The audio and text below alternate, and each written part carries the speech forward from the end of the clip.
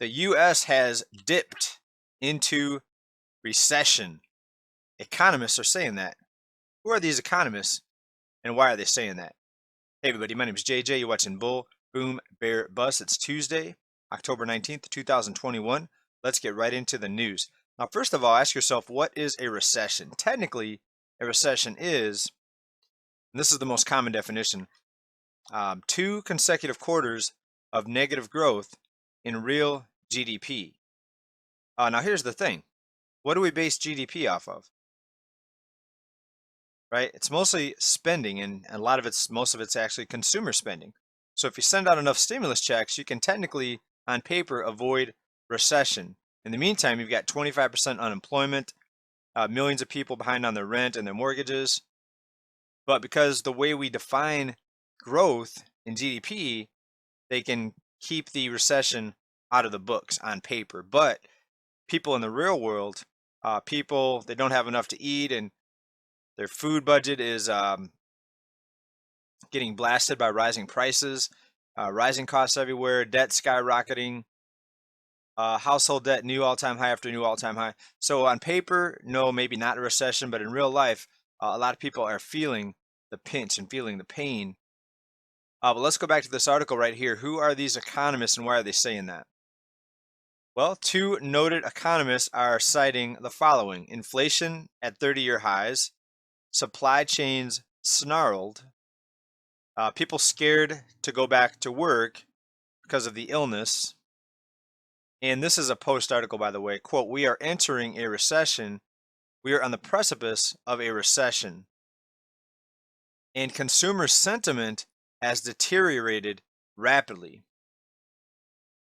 And consumer feelings are now flashing red, indicated in the U.S. economy has already dipped into negative territory," economists warn. So when people feel it in their wallets, regardless of how many checks are sent out, when people can't pay their rent, regardless of some lawmaker passing a law saying you can't get evicted, which is ended in most areas now, by the way, regardless of all that, people are going to notice once their budget is obliterated, and we mean you're paying out more than you're bringing in, right? So all of these predictions or indicators of a recession, well, it's all subjective, right? So for example, in 2007, 2008 financial crisis, those were some of the best years of my life financially. And in fact, during that time, I actually got some real estate. Actually, slightly after that, it was 2010, and it's one of the best investments I ever made. So the recession to me was actually a huge financial move to the upside. But a lot of people that were in the wrong position, they got hurt, and it may have been a recession for them. So in my opinion, recession is how it affects you. They can tell you on paper that there's a recession, but you may never feel it. While other times, other people may feel it when there's not technically a recession, and most of the country might feel it when technically on paper there's not a recession. Do you understand what I'm saying?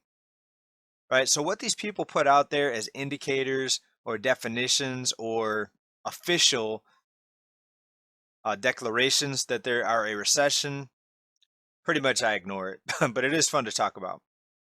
Right. The article continues, it's yet another caution signal for the economy that is painting a darkening picture, with a labor market that's struggling to recover and rising inflation that is threatening to spiral out of control. And we've been warning about that here, spiraling out of control. Hyperinflation, could this be the beginning? And are these just the early innings for much higher prices and much harder times for people that are even already living on a shoestring budget? Now, another thing they're pointing to is the double-digit slump in 2 consumer sentiment indexes.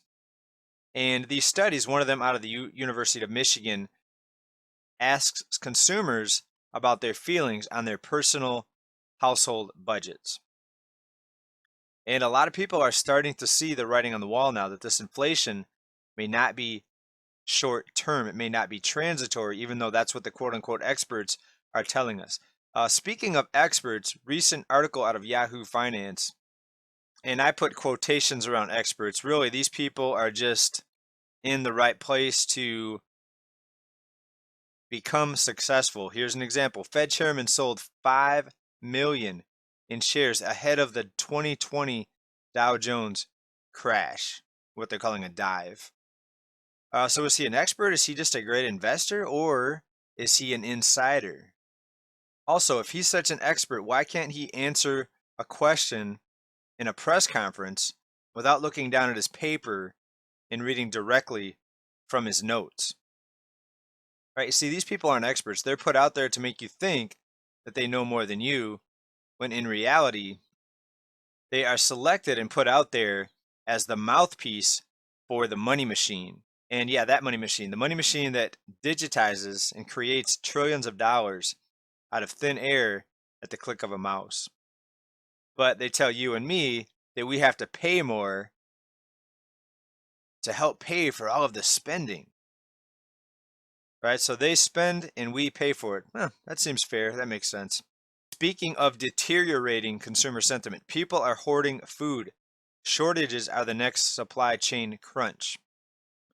So even if it starts off as just a little shortages, a few empty shelves on a few items, the word gets around, people start to panic, then they start to buy more. Combine that with the supply chain crunch, all the hundreds of ships now off the coast here that they cannot get unloaded because of the labor shortage. And that increases the worry, that increases the shortages, increases the panic. So then people buy even more and they panic even more. That creates more shortages. Right? So it's this vicious circle of panic and supply chain shortages, which creates more of the same. Quick excerpt here out of this article. This is Bloomberg, by the way. In Denver, public school children are facing shortages of milk. In Chicago, a local market is running short of canned goods and boxed items. And guess what? It's going to be a lot of the smaller retailers, a lot of the mom and pop businesses. They're going to feel the brunt of this. As we've talked about here, a lot of the big corporations, or at least some of them, are chartering their own cargo ships, right? Walmart, Home Depot, and others chartering their own cargo ships. Ask yourself, is your local mom and pop convenience store or liquor store or what have you, business, are they going to be able to chart their own cargo ships? Right? So it's going to be another shift and another push towards mega corporations getting bigger and bigger, gaining more profits, getting a bigger share of the market, and small business, mom and pop, owner operators are going to continue to get obliterated. All right, speaking of the rising cost of living, let's talk about home prices. Recent article here, CNBC. This could be the worst market for first-time home buyers. The worst market ever? Well, maybe. Home prices are higher than the 2008, what they call the housing bubble. People have more debt now than ever before. They have to take out bigger and bigger loans. There's more uncertainty out there than in a very, very long time.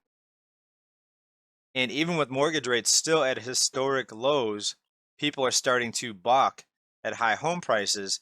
And that's why you're seeing investors and corporations coming in and taking up a bigger part of the purchases. All right, folks, we're going to wrap this up. Continue to prepare. Let me know what you think down in comments about this prediction by the experts of a recession. And is it a recession for you or not? Are you making more? Are you doing better now than ever before because the markets are going up? Or are you feeling the pinch? Have you lost a job and you're in a tough situation right now? Are you feeling the actual recession firsthand? Please let us know. Thanks everybody for being here. Stay well, keep stacking, stay safe, stay prepared. Bye for now.